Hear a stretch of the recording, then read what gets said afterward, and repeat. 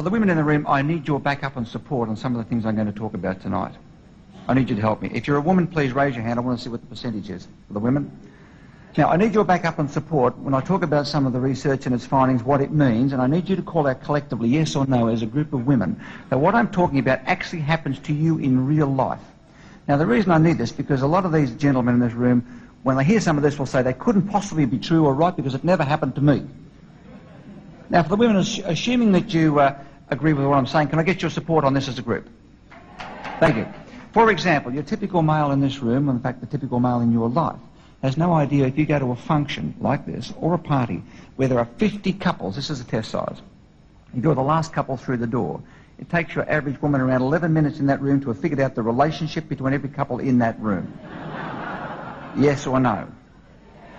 Now, most men have difficulty with this. In a room like this with no windows where you've entered for the first time, one thing we did find is that most men can sense the direction of north and point towards it. This is a very important skill. Now less than half the amount of women can do the same task. Now in simple terms, most men can sense north, most women have difficulty. Why would men be able to sense north? Obviously there's some advantage to this. I'll come back and explain that. For the women in the room, what I'm going to say now will be a shock to you, but men's brains are a fairly simple mechanism compared to yours. Looking at brain scans and the way they now reveal how we behave, give some deep insights into our behaviour, particularly into women's intuition. This strange thing has existed for thousands of years. The first thing you notice about male brains, and when I say male or man or masculine, I'm talking here about most men, most of the time, most of this applies. About 4 out of 5 men across the board, about your average. And most women, most of the time, it mostly applies. There are no absolutes. You can judge which applies to you in your life. Men's brains are more organised. When you scan them, you notice that everything has its place. So if you can picture for this exercise, it's like he's got little rooms all over his head.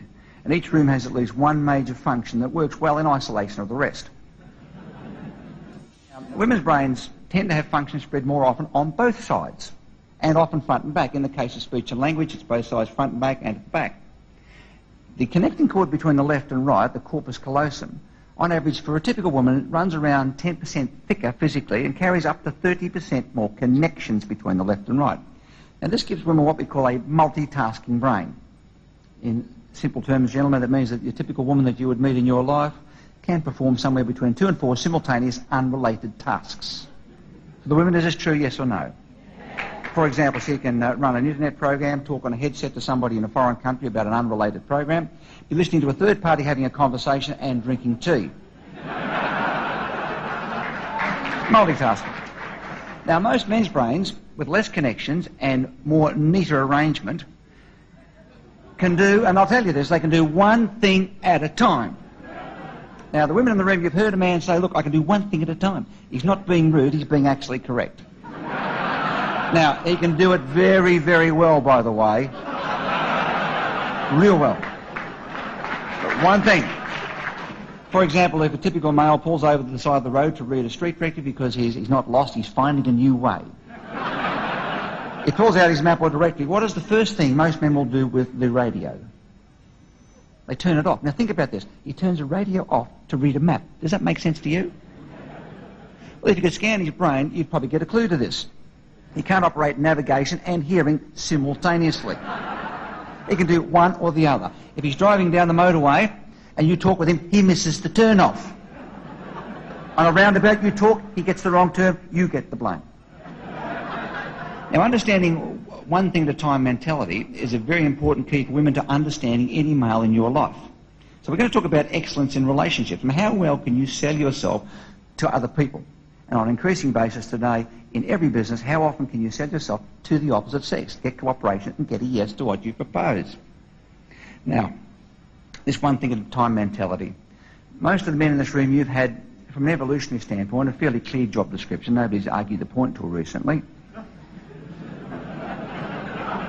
Now, in simple terms, we describe men as lunch chasers. This is your job. For a long time, your job has been to find a target and hit it. So you get up in the morning and off you go looking.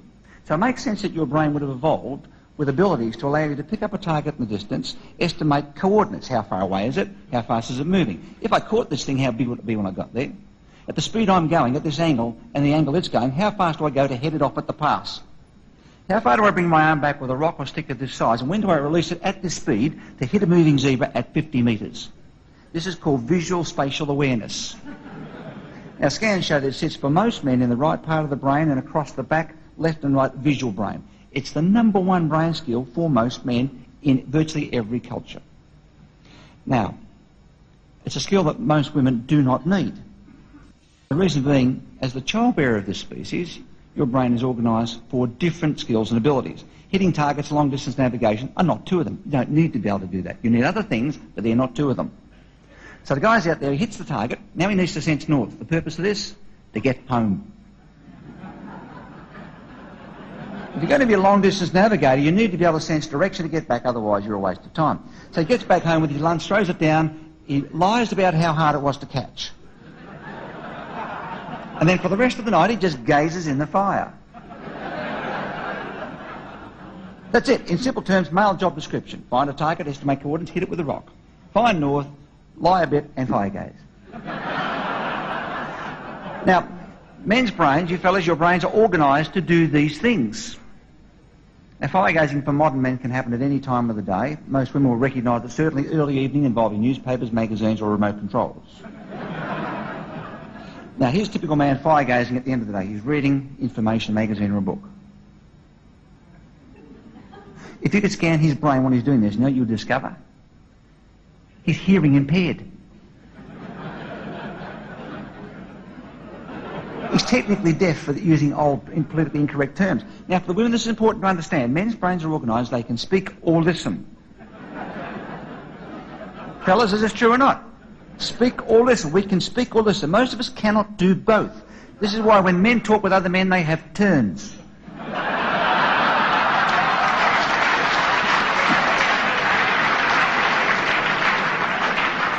So if there's myself and these two gentlemen in front talking, just on a non-threatening basis, I might go first, I'd have my turn.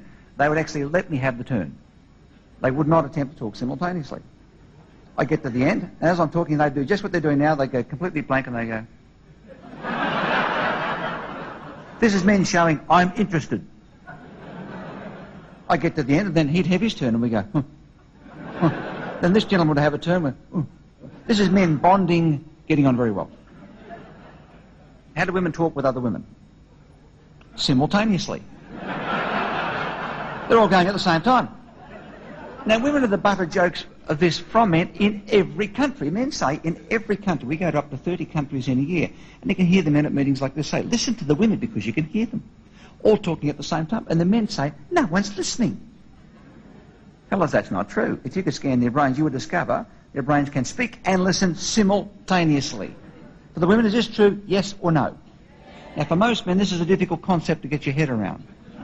Speaking and hearing at the same time. Not only can they do that, they can do it on several unrelated subjects. They can also do this in one sentence.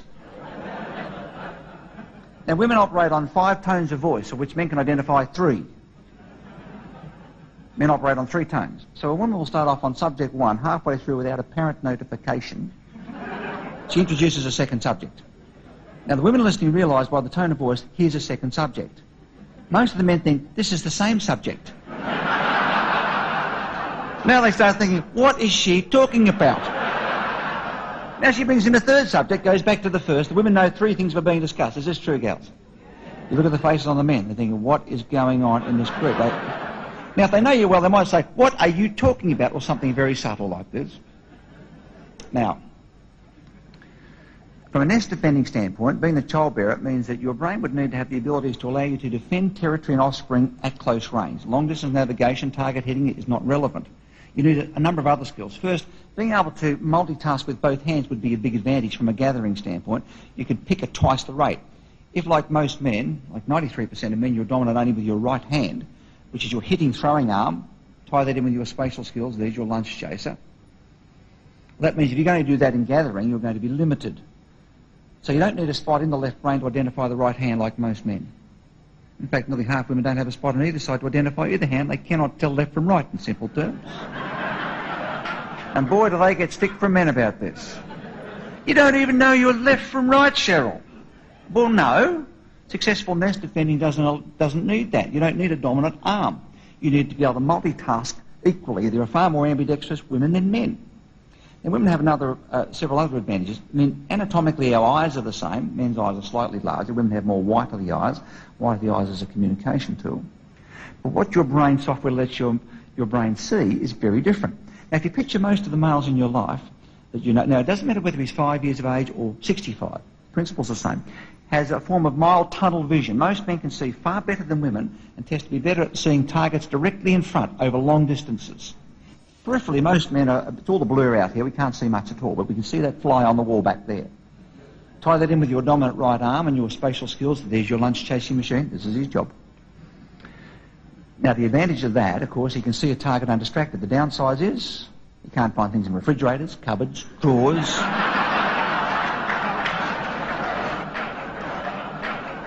Every woman in this room has recently had a conversation with a male.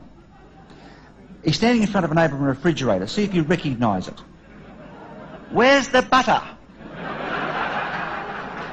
It's in the refrigerator. Well, no, it's not. I'm standing here looking now and there's none here. Raise your hand if you have had this conversation.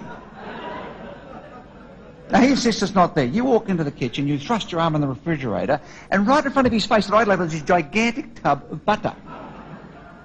Now, there's no cultural differences we found in any responses to this at all. The only cultural difference we did find is that Eskimo women can reverse parallel park a sled and point north. Now, for thousands of years, they've been hunters similar to the male, so it makes sense that they would have evolved with those skills. Now, a typical woman has a peripheral vision that operates at least 60 degrees from the side of the head. Now, most men start laughing when they hear this. Men can see up to 180 degrees, and a small percentage can see slightly behind while appearing to look directly in front. For the women, is this true? Yes or no? Tell them. Now, for most men, this is getting too much. You try to tell me, Allan, that she's talking to the gentleman on the front table. While she's talking with him, she can see all the people around him at the same time. Yes, and she can hear what they're all talking about. And tell you tomorrow what they were wearing. A multi-tracking brain allows you to do that. See, it allows you to pick up stimulation and information in your area about other people and animals. So while you're multitasking in front, you can see a person or animal approaching or sneaking up on the nest either side. Now, this peripheral vision, fellas, is a bit of a clue for you. Kinsey Institute in America, who study human sexuality, they found this is the reason women do not get caught having a good old look at men on the beach. She seems to be looking there, but she's looking at this guy here. Now, when you come into a room like this, you're with a man, right? And you say to him, without appearing to move your lips, you say, look at that couple over by the exit sign. What's the first thing he does with his head? Women say to men everywhere, stop looking, it's so embarrassing. It's so obvious. Now look, if he doesn't turn his head, he cannot see anybody. It's that simple. You're walking down along the beach, fellas. You've got a woman walking beside you, and coming out of the water over here on an angle is absolutely beautiful-looking woman with the best-shaped figure you have ever seen. Now, you haven't seen it yet because you're watching that seagull landing on top of that lamppost up in front. Who spots her first, you or the woman with you? Women know the answer to this. You spot her long before he's got a clue what's happening. Then you evaluate her as a competitor out of 10, marking yourself down. And when you finish that form of self-beating, then you look at him and wait till he sees her. When he goes, you dirty mongrel in public! The visual spatial area of the brain. This, the right part, which exists for the majority of men. From age 2 onwards, men and boys test to be very strong in visual spatial skill. It also means that you can look at information three-dimensionally. You can see height and width, and you can see the third dimension. You can see behind an object. This allows you in your mind to mentally imagine something rotated upside down. Now, mental rotation is a very strong part of male hunting brain. You can also go three-dimensionally this way. And this would explain why 94% of all air traffic controllers in the world are men, wouldn't it? Why 98.1% of all air traffic crews in the world in commercial airlines, pilots and engineers, are males. Not sexist. We went down to see the air traffic controllers, as we do with most major spatial occupations, and we said, hey, where are the women? Why aren't they here? Where's this equal opportunity? You know why there aren't more women air traffic controllers and pilots? They don't apply for the jobs. You know why? They're not interested. They couldn't care less. It wouldn't occur to your typical younger a student today as a female to apply for a job as an air traffic controller. It wouldn't make sense. They wouldn't even suit the job. In fact, you've got to have spatial skills to even be interested. Does that make sense? It's not that they're no good at it. They're not interested. They orient their careers into other areas where their brains are really more suited, and they find it more interesting, such as 86% of all therapists and counsellors in Britain are female. It makes sense. Speaking, communicating, listening. Most men would think of being a counsellor or therapist as listening to complaining people all day. You've got zebras to hit. Spatial skill allows you mental rotation. This allows you to estimate coordinates of something moving in the distance. It's a hunting part of the brain. Most men are strong on this. Most women don't need it. Consequently, you're looking at about 10 to 15% for your typical woman having the same spatial ability. It's also the area of the brain you need to reverse parallel park a motor car between two other cars. It's also the area you need to merge on a motorway. 18% of women in Britain will not merge on a motorway. Now, this is something you never hear discussed, because you need to estimate the speed of the cars going past and the speed of your own to know when to poke it into the hole at the right speed. So they'd rather not do that. And they get a lot of curry from men about this. It's also the reason so many women have so much trouble reading maps and street directories. Fellas, back me up. You're going for Sunday drive, right? You guys get behind the wheel. You always drive. No one's questioning why you drive. You just do. Driving is a spatial skill. Speeds, angles, corners. That's why men love it. They watch other men driving in a circle for 2 hours on Sunday. On TV, round and round and round and round. For women, that makes no sense. But he's in the seat himself, making all the adjustments, giving Hackenden those instructions. He watches a man kick a ball into a net on Sunday and rushes home and watches on TV on a replay. 6 times the ball comes out in slow motion. Now, women think this is a waste of life. Why would you watch a ball go in and out of a net? Because it appeals to the spatial area of the brain. So you're going for Sunday drive, fellas. You have a woman beside you, and you say there's 2 words that destroy your day. You give her a map and say, which way?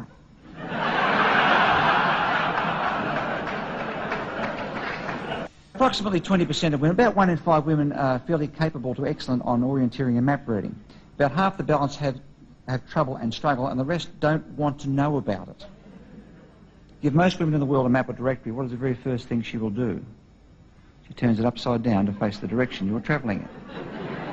Then she looks out on the horizon and tries to find a landmark that looks like something on here. So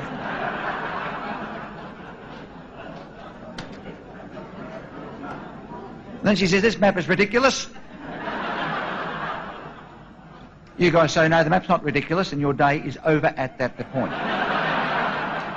Raise your hand if you had the map argument.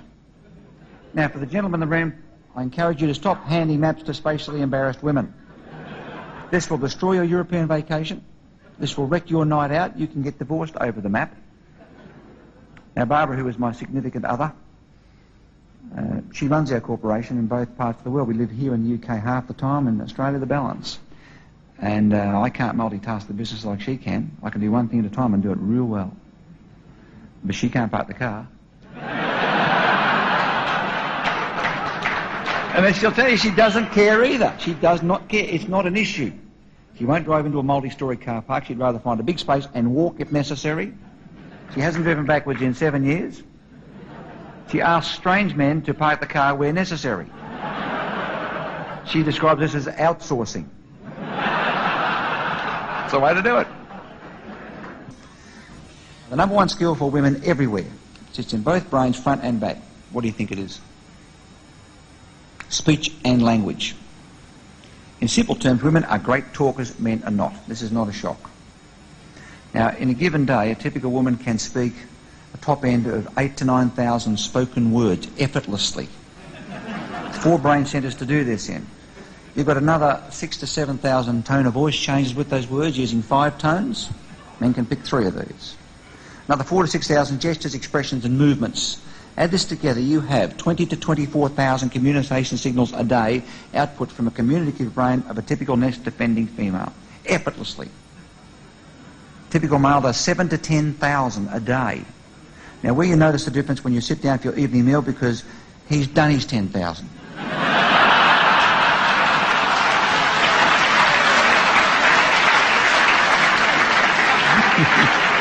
Sound familiar? He's up for a bit of fire-gazing time, thanks very much. He's got the remote control flicking from channel to channel to channel to channel. Men don't want to know what's on television, we found. They want to know what else is on television. It's a form of fire gazing. He's scanning. And he can't hear anything at the time, so it's pointless having an intelligent conversation. You've got to get his attention. End of the day, he's fire gazing. He's perfectly happy to do this. Through the door she comes. Her condition depends on her day. If she's in a pastime or pursuit where she may be speaking, although she may have burned up 15 or 16,000 words herself. Working women are close to word burnout like working men. She's been home all day with young children under the age of 5, particularly boys who don't speak, they grunt. And she's lucky to have done 2,000 words. She's got 22,000 to go. Well, someone's going to hear them. And there's him, captive audience. So she says, "Hi, darling, how was your day?" What do men say under these conditions? Good. 10,001? Well, have you got your ticket organised for the awards down at the Hilton? Are you ready to go? Yeah. 10,002. She's thinking now, he won't talk as usual. Her dad was the same too. When he got home from work, he told everybody he wanted some peace and quiet. Men and women use speech and language for completely opposite purposes. We reckon it is the biggest single difference between the sexes. Men use speech and language to communicate facts and data. They have shorter sentences with a specific opening and an ending and at least one hard fact in the middle, using direct talk, being specific as hard as it may be. When they listen to other men, what are men listening for? Facts and data. Women use speech for a completely different purpose. Now, fellas, this will revolutionise your life. Women use speech and language for bonding and rewarding. And what this means is she likes you, loves you. If she's buying what you're saying, she's going along, she wants to congratulate you, encourage you, she'll talk to you. Words are reward. Congratulations, have a few. So at the end of the day, if he's been around women long enough, he's learnt you must say, "How was your day?" or "You have a bad night." So he says, "How was your day?" And so she tells him. You wouldn't believe the day I had today. I had the day off from work. I didn't want to stay home.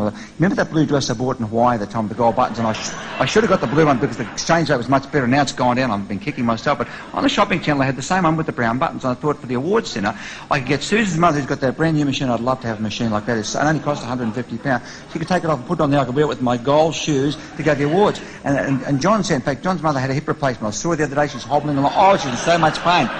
Now, think about this. He's happily fire-gazing. And here comes what sounds, from his perspective, like an avalanche of facts and unrelated data. He thinks he's hearing problems that she's had, that she's telling him about, and expecting him to fix them. Now, he has a fix-it brain, so what does he do? He keeps interrupting with what she should have done about each of these. Well, look, wait a minute, Susan. Here's what you should have done. What you should have done was listen to the weather forecast on TV, because that would tell you what to wear, and you wouldn't have that problem fixed. She thinks, he interrupted me. She continues, well, I went to that new shopping centre and I got on the escalator, got my heel cord, broke the heel off. I was so angry because I paid £300 for those shoes. £300 shoes, broken, problem. Here's what you should have done, Cheryl. What you should do, you shouldn't wear high heel shoes on escalator. It's a very bad thing. Ankle injuries are up 46%. Wear flat shoes. Problem solved. She's thinking, he won't shut up. He's thinking, why can't she fix these things herself? Why do I have to come home and fix everything she's ever had? Now, the point is, for the women, please answer yes or no. For men, this will be a revelation. If you haven't seen a man that day, or maybe for a couple of days, at the end of the day, we know you are talking for two reasons: to burn up words and to bond and reward with him. No solutions are required. Do you want any interruptions with what you should have done to have made your day much better? Fellas, this is a breakthrough. You're not expected to talk. What would you like him to do? Listen. Now, with body language, here's a man listening. Watch. Now.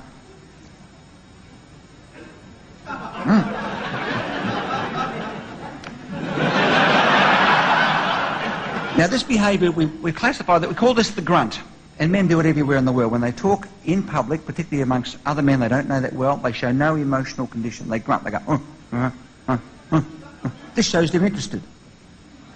Now, the women, listen to this. We know that men can speak or listen. That's why they have turns. They go one at a time. That's because they can't do it at the same time, otherwise they would. If a man's talking having a turn, if you wanted to raise your own credibility and win that man over to your point of view, what would you do if he was having a turn? Let him have it. When you listen to him with the grunt. Just sit there. This takes practice and go, huh? Uh-huh. Uh-huh. Now, we've studied this in business. Women who sit there grunting at a man while she's having a turn, that man starts thinking, she knows exactly what I'm talking about. Your credibility goes up. And all you're using is male communication skills. Now, you gentlemen have a completely opposite situation here. Women use words to reward. They love you, like you, are buying what you're saying, they give you lots of words. The reverse is true. If they don't love you, don't like you, and you are to be punished, they stop talking. Withdrawal of words is seen, from a female standpoint, as a serious punishment. Women use silence to punish men. Men love silence. Look, if you want to punish the guy, talk non-stop in his face, change the subject. Look, think about this. The biggest threat a woman can ever make is, I'll never talk to you again. The threat of permanent withdrawal of words is a serious threat from a woman's standpoint. It makes no sense to the average man at all. Now, when women listen, they listen differently. They use their face and body signals to reflect the emotions of the speaker. So, for example, if I invited a woman in the front row to come and give a 3-minute speech, unannounced, unprepared, on a subject she knew nothing about. Let's say she's up here and she is dying. She's going through the emotional range of fear, panic, terror, elation. And she's trying her best. And after this, she's talking to her female friends at the back of the room. She wants to relate to them how she felt. She'd do it completely differently to what a man would do. If I said to a man, I'd like to invite you to speak, he'd go.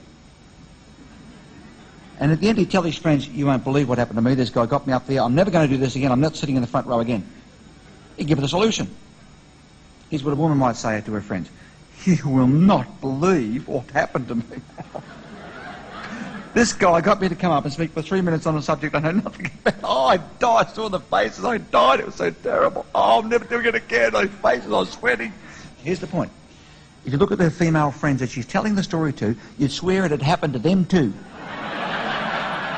But what are they doing? They're feeding back her emotions on their face. They're going, no, you did. Oh, you poor thing. Oh, I must have died. Oh, they're all dying together. Fellas, you want to be a hit with women in business and personal life? This is what you've got to do. Don't sit there and grunt. Feedback on your face without offering solutions. Really? What did you say there? How did you feel? No. Oh, that's terrible. Don't do this with other men.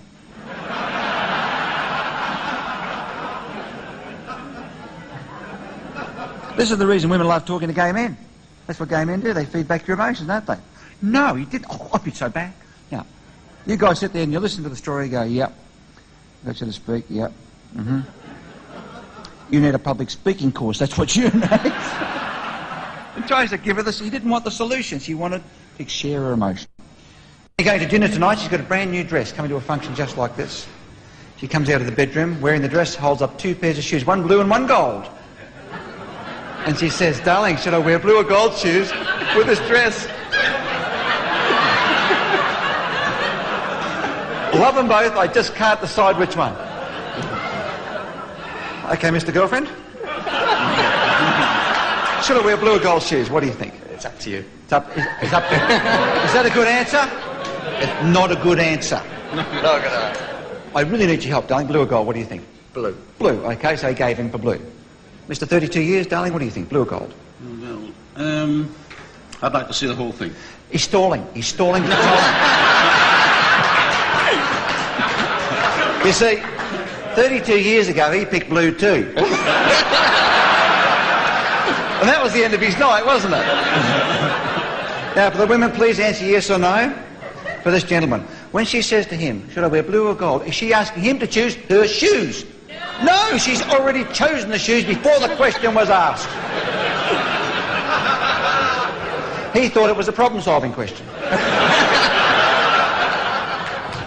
He chose blue. He chose blue. What's the next thing she's going to say to him? What's wrong with the gold? Don't you like the gold? You've never liked them. Have the courage to say what you think. Go on your own front. Fellas, raise your hand if you have had this conversation. Should I wear blue or gold is not the question. The real question in indirect female language is, tell me I am beautiful tonight. That's what it means. See, some questions cannot be answered, like, does this dress make my rear look too big? How do you answer that? You can't answer this question. Give them a round of applause. Thanks,